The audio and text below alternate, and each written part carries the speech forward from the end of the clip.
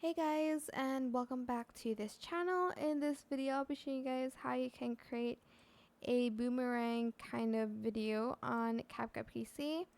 So I'm just going to find the clip that I want, maybe like here, and I'm going to split that. Then I'm going to find another part that I want, and I'm also going to split that, making the clip as short as I can make it. Okay, that's a little bit too long. I'm gonna make that in half.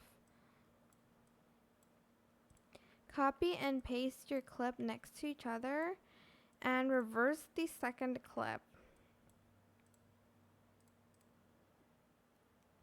like so. And once you're done, it should look like a boomerang. You can add as many clips as you want.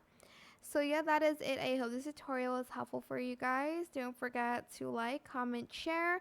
Also subscribe to this channel if you haven't done that already.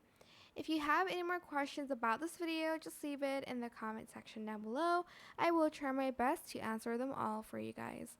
And if you found this video helpful, please click the thanks button as well. That is it. Thank you so much for watching. Bye.